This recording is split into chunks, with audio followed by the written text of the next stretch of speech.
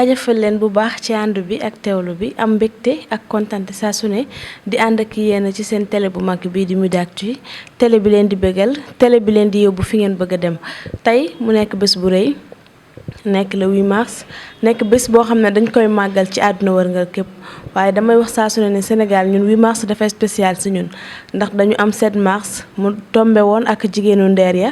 8 mars ñëw ñuy màggal jigéen te damay wax ne jigéenu Sénégal yëpp ay jigéenu ndeer lañ ñoom ñëpp ay jàmbaar lañ ci biir jigéenu ndeer yooyu nag tey dafa am ku ma ciy dalal koo xam ne jigéen ju man góor la muy soxna Fatou Bintou Gueye madame Ndiaye nekk chef d'entreprise boo xamante ni yaakaar naa ni mi ngi yëngu ci lu am solo ci réew mi koo xam ne dafa làqatu ci ruqam di liggéey te kenn xamul balaa maa sori dama koy bàyyi mu nuyoo présenté wu ngeen xam ki ma leen di wax kan la madame Ndiaye maa ngi lay nuyu. maa ngi lay fay madame Camara.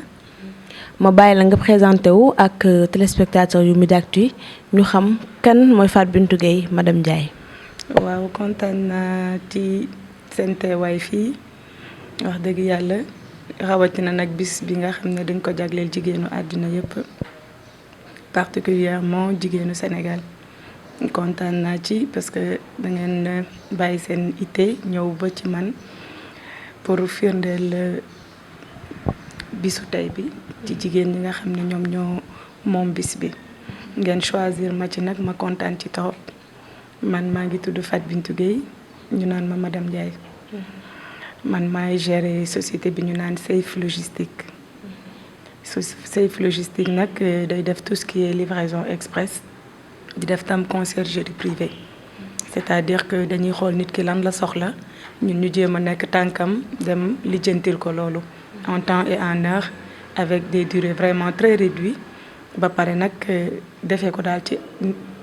anam yu mucc ayib. waaw loolu daal lay gérer man may Fatou Bintou. comme ni nga ko waxee da ngeen koy defee ci anam yu mucc ayib jot nañoo consulter ñenn ñoo xamante ne ay clients lañu ci entreprise bi te xamal nañu ne liggéey bi yéen koy def ci ni mu waree. madame Fatou Bintou nga nekk koo xam ne jigéen ju man góor nga teel a xëy guddee wàcc naka nga def ba yegg si fii tey fan nga dooree. waaw boo ma laajee loolu damay sawar a tontu ndax nekk jigéen rek. dama naan yàlla bu la tànnee ba def la jigéen rek am na lu mu bëgg ci yow mu nekk li nga xam ne du mbetteel bànneex la nga nekk jigéen ndax pourquoi lu baax ci àddina jigéen a ko baaxal kon nag yàlla def tamit ba ñuy gone ba léegi ñu nekk ak jigéen gu mat gi woon muy sunu waajur ñu naan ko soxna Astou Ndiaye bi may nuyu au passage gëmloo ñu sunu bopp depuis le bas âge ndax dañu teel a ñàkk waajur bu góor mu gëmloo ñu sunu bopp xamal ñu ne àddina boo ci nekkee da ngay jëriñ sa gox jëriñ sa réew ci loolu la ñu yar ci yar ak teggin gëm sa bopp ndax loolu daf ko inculqué ci ñun moo tax ba may tàmbale ba léegi wax dëgg yàlla ça n'a pas été facile nag honnêtement mais gëm sa bopp xam ne ne jigéen nga tu peux aller au-delà de tes limites loolu moom maa ngi ciy sant sama waajur parce que commencé wu ma rek nekk chef d'entreprise déedéet maa ngi tàmbali liggéey depuis 2004 jaar naa fu nekk j'ai été chargée de clientèle assistante de direction comptable et cetera ba tey jii ma jiite mbooloo waaye loolu yëpp ay expérience yi nga xam ne la bu duloon moom gannaaw yàlla duma ko mën ndax gëm sa bopp rek moo wóor te loolu la def ci ñun. merci. mu metti woon lool ci début bi comme ni nga ko waxee gëm sa bopp rek moom moo wóor. tey nga gëm sa bopp ba yegg si fii. tey naka nga doon dundee yenn wax yi nga xam ne mun naa ne jigéen ñi jàmbaari jigéen yëpp jaar nañ fa yenn saa yi nga dugg fenn ñu ne non jigéen rek la mel ne dañ la xaw a minimiser yooyu noonu nekk yoo xam ne des fois daf lay décourager loo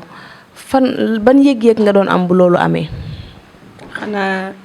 des fois dina daan tax nga bëgg a xaddi mais li may wax rek nit ki moom boo xamee yow yaay kan war nga xam fan ngay teg sa tànk ndax c'est très important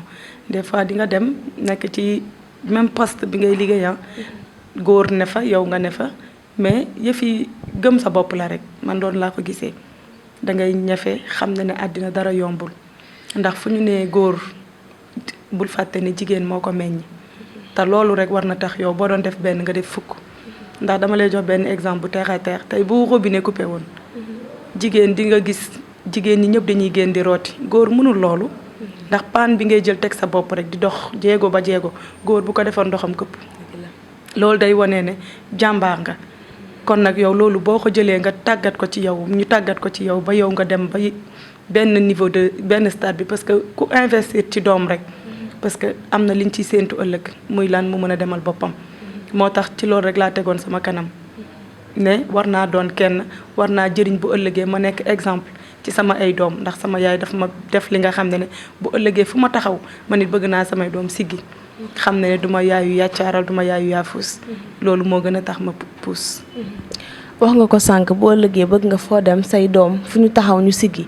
mais dafa am loo xamante ni mun naa ni mooy gàllankoo jigéen yu bari. muy nga boole kër gi. ak liggéey bi. lu metti la yombul ndax yaa ngi war a nekk ci kër gi togg yaa ngi war a raxas yaa ngi war a bale loo xam ne yaa koy defar sa bopp kenn du la ko defaral. wala ñu war la ci sax xaar des fois. nga war ko boole ak xëy gàddu sa saak dem liggéey mun na am sax des fois yenn détails yi nga xam ne dafay am ci famille yi mu nekk lu bari loo xam ne jigéen ñi dañ koy yenn di ko boole ak seen liggéey soxna Fatou Bintou naka la def ba réussir loolu yëpp. loolu moom gëm-gëm la tàggat la dinaa la doom waajur dafa sori ci doom tàggat la ndax doom boo ko yoree am na noo koy yaree fu mu dem day nekk c'est important man ñu ma xam dëgg sax xam nañ ne noonu laay doxee man lépp lu may def looy rek dama ciy boole yar ak teggin xooluma maa jur xooluma juruma ndax sama waajur loolu la def ci man ay doomu jàmbur ñoo ëpp sunu kër que doomam yi sukk jur mais ñoom ñëpp la yemale xamal ñu lan mooy nekkin maa ngi marié wu def naa plus de 20 ans de mariage mën naa ne toog naa plus de 10 ans ci ren bi aw ma bon te pourtant damay xëy fajar 6h30 lay génn sama kër di fa duggaat presque 19h mais organisation la ay doom yu góor la ma yàlla may mais teewul dama leen tàggat ci liggéey depuis seen bas âge ku ci ne dama am tâche bu ma la jox ñoom bu ñu xëyee ku ci ne am nga li nga war a def man su ma ñëwee ma gérer togg bi ndax gëm-gëm la rek yow yaa opté ne yow yaay liggéey yow yaa ne it yow yaay jigéen ci biir kër ndax yow yaa nangu sëyi kon nag boo boolee ñaar yooyu fu ci ne boo ko joxee cër bi mu moom ndax su ma nekkee sama kër du ma nekk chef d'entreprise déedéet yaay Fall laa fay doon ndax bëgg naa mel ni soxna Maam Jaara Buso di ko roy nag ci lépp ndax moo tax bu ma xëyee samay doom ñoo may jàppale ndax sama yaay loolu la ñu jàngal ñun kër ga duñu daan toog malgré qu'elle avait les moyens def ñu wutal jànk mais bu école tëjee day arrêté jànk bi tàggat ñu ci liggéey moo tax am naa ay sœurs yu ne bitim réew am naa ñi fi ne ñoom ñëpp kenn amu ci bon këram te pourtant ñoom ñëpp dañuy xëy di béyi waar dóori waar bu ñu wàccee ñëwaat mais yàlla suturaal nañu parce que dañ ko tàggat ci ñun ba ñuy xale moo tax ma ne la doom duñ naan doom bu jigéen wutiwul nday jaay mooy royukaayam sama yaay dafa def loolu ci ñun boo génnee ci biti koo newul amoo jànk du ko gëm parce que xam nga ne boo nekkee sa biir kër doo fa nekk une femme intellectuelle da ngay ñëw nekk une femme soumise def li nga war a def loolu yàqul dara ci sa jàng yàqul dara ci li ngay doxali ci biti mosuñu yàqal ci ba ñuy jàng te fàtt naa ne jàng moo gën a metti liggéey kon nag tey duñu yàqal wax dëgg yàlla maa ngi ci sant yàlla bu toog di wut ay prétexte pour feebar waaye bu ko defee day soow sama kaw ne ma jógal nga dem ndax xamal ne am na li nga bàyyi gannaaw moom loolu rek la may jox comme conseil wax dëgg yàlla bu doon góor ñi ñëpp mel nañu ni moom ah du ma ne sëyu jigéen ñëpp dina neex de waaye ñu ci bari dinañu neexle waaw ndax sama xarit la wax dëgg yàlla teguma daal benn coono ci côté boobu waaw monsieur Ndiaye kon jaaraama lañ koy wax yow tamit jàpp nga ci combat bi comme ni may waxee rek ni soxna Fatou Bintou jigéen ju mën góor la waaye yow tamit exemple nga ci borom kër yu baree bari ndax seede bi mu la defal yombul ñu gis jigéen boo xamante ni dafay xam la ni borom këram am na ci moom compréhension bu mel nii macha allah monsieur Ndiaye jaajëf waaye dafa am loo xamante ni mënuma ko ñàkk a laaj muy dama gis say kàddu yu bari da ngay insister ci sa waajur wu jigéen. ban relation ngeen am.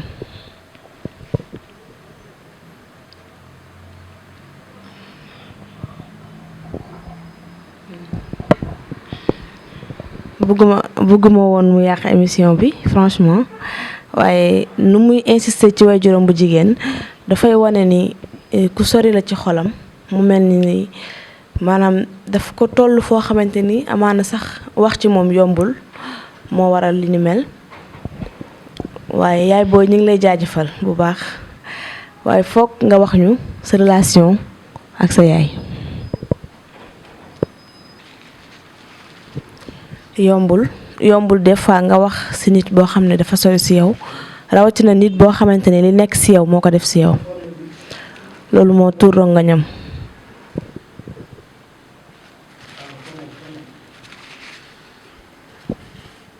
sama yaay maa ngi koy nuyu au passage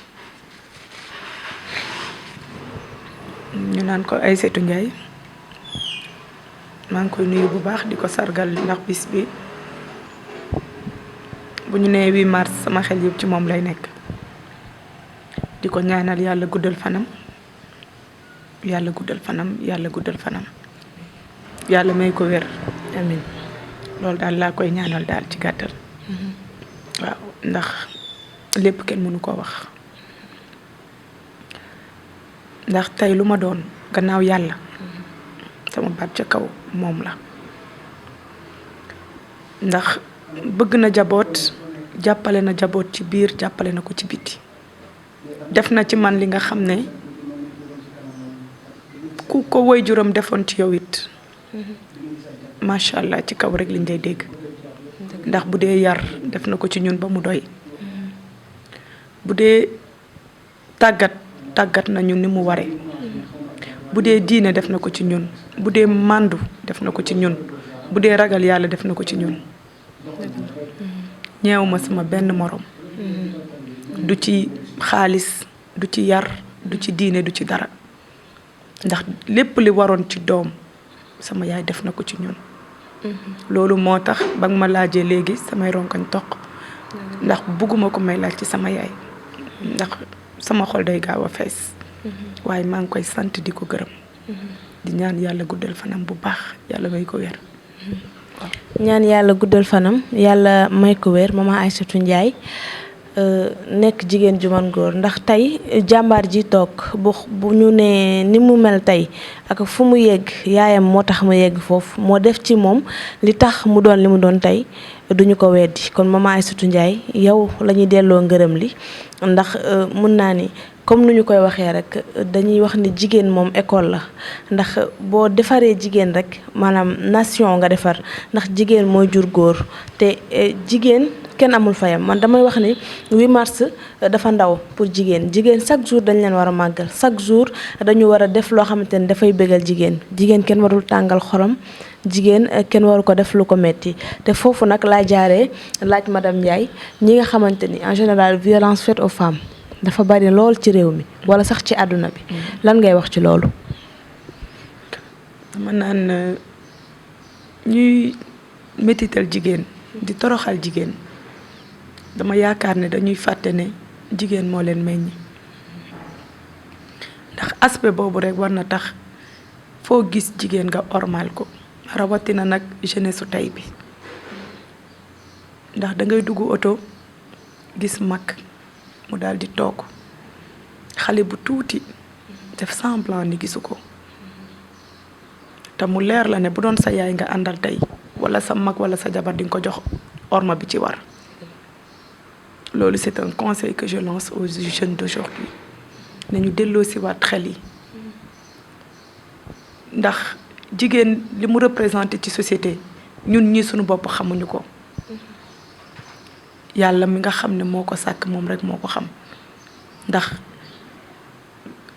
rang wu élévation bu ne suñu borom yi élevé na ko fa jigéen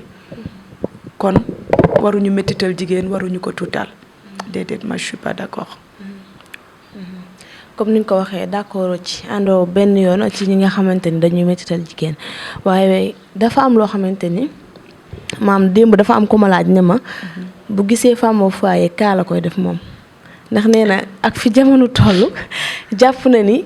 jigéen bu ne war ngaa xëy utiloo am tey nag mun na nekk choix parce que am na ñoo xamante ni préféré wuñu dem di liggéey am na sax ñoo xam ne jàng nañ ba am seen ay diplôme mais dañu préféré toog sëy bi lan ngay wax ak ñooñu. waaw question de conviction personnelle la ndax man mii tey bu ma gisee loolu des fois daf may intriguer honnêtement ndax dama ne jamono toll na fi nga xam ne yow da ngay am say soxla sa borom kër am ay soxla doom yi leen yàlla di booleel ñooñu ami soxla bu dee benn nit rek moo war a def loolu yëpp dina am fi nga xam ne day sooxe nga war a jóg jàpp ci même bu fekkoon ne tey sa jëkkër mu ngi def li ko war yëpp ci biir néegu ci biir këram yow jigéen di nga toog romb bijou mu neex la nga toog sa xel ne ci dara nga war a mën a ci sab ñaq nga jóg nga jëndal ko sa bopp loolu moo tax nit ñi nag par conviction la ku ci nekk ak yow sa choix personnel mais man en tant que Fat Bintou ñaanuma yàlla mukk nekk femme au foyer ndax dama naan am na ñu ne sama gannaaw muy lan sama waajur yi nga xam ne ñoo ma gëm investir ci man tey man bëgg naa bu ma leen di may mu nekk ci sama ñaq pour mu barkeel man noonu laa concevoir la chose waaw. daanaka sax waxtu bi li ci des bareetul waaye dama lay laaj ban relation nga am ak sa ay doom. sama ay doom une relation amicale parce que pourquoi bu ma liggéeyiwul sama temps yëpp pratiquement ci ñoom lay nekk maa ngi yendoog ñoom maa ngi def ak ñoom li ma mën des fois su jaree génn ma ànd ak ñoom génn pour jëm leen xëcc le plus ci man ndax ay doom yu góor laa am comme ni ma la ko waxee ndax xam naa ne fii ki at dinañu am ay jabar am yeneen responsabilité duñ ma tal ba ñuy tuut tànk nii ci laa mën di naxtaan ak ñoom pour chaleur bi nekk diggante waajur ak doom moo di ko ci jéem a cultiver à ma façon nag à ma façon mais maa ngi ci sant yàlla bu baax comme ni nga ko waxee relation amicale moom nga am ak say doom mu mel ni kon relation bi nga am ak sa waajur bu mel noonu nga bëgg mu am ak sa diggante ak say doom. waaw ndax ma maman ba ñuy xale daf ñu li ma lay wax rek. dafa am benn complicité bi nga xam ne moom la lal sunu diggante. musul bëgg ñu am xarit. lu ñuy lijjanti ñoo koy lijjanteendoo entre sœur ak moom sunu yaay. ne dañu teel a ñàkk waajur bu góor. di ñaan yàlla yeesal njëgalam ci moom ak ñëpp ñu fa jiitu. mais sama yaay xamal ñu ne soxlawuñu ci bitti ay xarit. yarin bi nga xam ne la bañ na ko ba 2-2 la daan def. vous êtes des jumelles entre sœurs ñu toppante ñoom ñaar lay def jumelle. on a grandi dans cet environnement là. moom daan xëy di liggéeyi bu ñëwee temps am yëpp ci ñun la koy consacré. talul dàll talul takkaay talul dara talul bëggal boppam lépp lu mu am jaboota ko gënal ba sunu joonu yàlla yi. moo tax man tamit loolu laay jéem a cultiver samay doom. des fois je suis dure de caractère nag vis-à-vis de mes enfants mais c'est pour leur permettre bu ëllëgee ñu mënal seen bopp. bu ëllëgee ñu xam ne la vie n'est pas facile parce que loolu lañ ma jàngal. tey jii rëccuwuma ci benn yoon ndax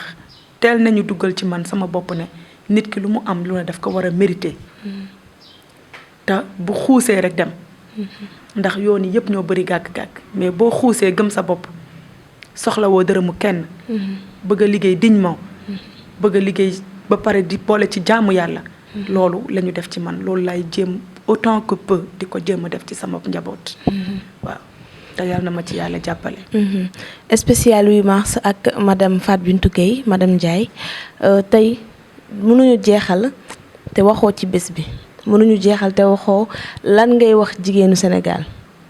waaye tamit lan ngay wax góoru Sénégal ndax am na ñoo xam ne ñi ngi teral jigéen waaye 8 mars bu jotee ñenn ñi dina joxe ay cadeau ñeneen ñi di ko célébrer ci seen façon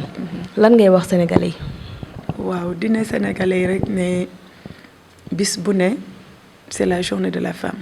Pourquoi? Parce que kër bu yànjee jigéen a ko defar. dëgg la. yére bu setee jigéen a ko fóot. togg bu neexee jigéen a dugg ca waañ ba daal di def li mu war a def. kon bis bu ne journée de la femme la bis bu ne nag tey nag dañu defal honneur ne bis bii dañ ko jagleel jigéen mais mën naa wax ne bis bu ne sunu bisa parce que ba ca cuuraay bi ngay taal sa kër bu xeeñee neex jigéen a ko fa def. démb rek dama wàcc joxe benn anecdote di defar gâteau. ba may defar gâteau ma naan sama borom kër dimbale ma nga jàppale ma dosage yi le temps man ma batti kii bi. mais il prenait son temps ma daal di ree ne ko jigéen li mu mën góor mënu ko. dëgg la. kon nag jigéen. wax dëgg yàlla defal na ko li mu defalul kenn. nañu xam ñun ñooy kan. gën a góorgóorlu gën a muur suñuy cër. gën a xam fu ñuy teg suñu tànk. fu ñuy lim ñu bon ñu bañ fa lim jigéen. loolu laay wax ci 8 mars bi. di jaajëfal ñëpp nag. ndax sunu borom defal nañu ay références yu dul jeex. ay références yu dul jeex te ñëpp ay jigéen dañ. kon nag ñu ngi ciy sant yàlla. dina góor ñi it tey jii lu jigéen mën it góor a ko mën de. ndax y a pas mal d'hommes yi nga xam ne dañuy comprendre seeni jabar. di suturaal seen jabar. te loolu la ñuy xaar ci ñoom. ndax jigéen doom la jigéen yaay la. jigéen xarit la jigéen sœur la. boo ko xoolee ci aspect yooyu rek. toujours rek day tax nga gën a sawar ndax tey boo juróon doom ngay góor nga am doom bu jigéen bañ ndax ba dañu naan jigéen mooy xaritu papa. dëgg la. boo amee doom bu jigéen ñu la sa wërsëg day ubbeeku yow mii góor. kon loolu war a tax góor ñi gën a góorgóorlu. gën a fonkaat jigéen. à l'image de leur mère. loolu daal laa leen di wax mais maa ngi leen di jaajëfal ñoom tamit. ndax wax dëgg yàlla am na góor yi nga xam ne bu ma doon cité du ma fi jóge. fonk nañu jigéen mën nañu suturaal jigéen téye nañu jigéen. kon yal nañu yàlla defal jàmm. ci 8 mars bi. am na góor ñoo xam ne fonk nañu jigéen mën nañu suturaal jigéen dama ciy boole monsieur Camara xam naa ni madame Ndiaye moom monsieur Ndiaye lay xaar ma wax ko waaye amul solo xam naa dañuy jaajëfalaat ñëpp rek spécial 8 mars la woon ñu àndoon si ak madame Fat Bintou Gueye mu nekk madame Ndiaye doon chef d'entreprise bi di Save Logistique madame Fat Bintou. nee naa la 8 mars la ñu wax sargal jigéen dama ciy jaaree rek daal di gërëm bu baax a baax maman Aïssatou Ndiaye yaayu soxna Fat Bintou Gueye mi nga xamante ni moo ko def li mu doon tey maman Aïssatou Gassama aussi maa ngi koy nuyu bu baax a baax di ko jaajëfal ci 8 mars bi waaye di ci jaajëfal jigéen ñëpp di ci jaajëfal képp koo xamante ne rek jigéen ju man góor nga mënuma lim ñëpp ndax wax dëgg yàlla Sénégal bari nañ ay exemple sànq ci suñu biir waxtaan madame Ndiaye mu ngi ciy tudd soxna Diarra Bousso te yaakaar naa ne jigéen ñëpp war nañu ko jël comme royukaay maam Fawade Wele ak ñeneen ñi nga xamante ni rek ñoo fi jur suñu mag ñu baax ñi tey Sénégal nee naa la bu ñu demee ba tollu fenn fi wala ñu mel nenn ñi li ko waral moom moo di rek jigéen ñi ñoom ñoo mel noonu jigéen ñi ñoo doon ay jàmbaar madame Diallo Marley ci États-Unis moom tam jàmbaar la jigéenu jàmbaar la moom itam ndax mun naa ni mu ngi ci suñu ginnaaw comme moom nu mu koy waxee noonu lay wax dafay naan maa ngi seen ginnaaw waaye nee naa ko ñun ñoo war a nekk sa ginnaaw madame Marley ñu ngi lay jaajëfal bu baax a baax yow itam soxna Aïda Diallo jigéen ju man góor la wax dëgg fa yàlla nee naa la su ma naree lim jigéen ñëpp dafay bari te loolu rek day daal di mat émission ndax jigéen ñu man góor ñi bari nañu ci suñu réew macha allah jaajëfal naa ñëpp nag gërëm ñëpp rek bala may jeexal damay bàyyi madame Ndiaye ndax amul loo fàtte. waaw xanaa di sargal nit ñi rek di la sargal yow madame Camara ci bis bi. di sargal sama yaay comme ni nga ko waxee. samay sœur ndax ñoom tamit wax dëgg yàlla macha allah. yal na yàlla laf cat. di sargal sama collègue yi di sargal vraiment képp ki nga xam ne yaa ngi seetaan émission tey bi. ngay jigéen maa ngi lay sargal bu baax a baax a baax ndax ku lim juum samay njëkkee samay tante ñoom ñëpp bàyyiwuma kenn samay bàjjen ak ñëpp. waaw maa ngi sargal ñëpp daal ci bis bi. ñi ngi sargal ñëpp ku lim juum comme nu mu ko waxee sànq maman Daba Gassama maman Awa Yombe ñoom ñëpp rek ñëpp daal laay wax ñëpp jigéen ñu man góor lañu maman Abi Mbaye yow itam jigéen ju man góor nga wax dëgg yàlla jigéen ñi nga xamante ni saay suñu xëyee jël seen saak dem liggéeyi bu nu wàccee takk seen sër nekkaat seen biir kër taluñu dara ndax njaboot ñi nga xamante ni lu ñu am njaboot moo leen ko gënal. maman Daba Gassama bokk na ci exemple yooyu maman Aïssatou aussi bokk na ci yooyu exemple jaajëfal naa ñëpp nag jigéen ñi nga xamante ni ñooy jigéenu Midactu Khady maa ngi koy nuyu bu baax a baax di ko wax aussi heureux ménage moom tam jigéen ju man góor la ak ñëpp rek su ma limee damay jum comme ni ma ko waxee sànq. Waalo maa ngi lay wax happy birthday yow da nga am bés bu spécial ndax da nga judd ci 8 mars ba pare doon jigéenu ndeer comme ni ma koy waxee man nee naa jàmbaari Sénégal yëpp jàmbaari jigéen yëpp ay jigéenu ndeer laa leen di woowee. jaajëfal naa leen yéen ñëpp ci teewlu bi ak ànd bi Midactu mooy télé bi leen gën a jege mooy télé bi leen di yóbbu fi ngeen bëgg a yegg tey spécial 8 mars bi la woon ak madame Fat Bintou Gueye madame Ndiaye ñu koy jaajëfal bu baax a baax ci nim ñu nangulee tey invitation bi wax dëgg yàlla doon na loo xamante ni lu jafe la ndax moom ci boppam amul temps li may wax rek jigéen la boo xam ne amul benn temps liggéey rek la tal wax dëgg yàlla ak njaboot jaajëfal naa leen bu baax a baax jox leen nag dig daje lu soriwul dara ndax dañuy continuer ànd ak yéen ci 8 mars bi kontaan nañ trop vraiment ci ànd bi merci beaucoup sama caméraman maa ngi koy jaajëfal Samba Mamadou Cheikha ñoom ñu nekk ci ginnaaw ñëpp jaajëf Midactu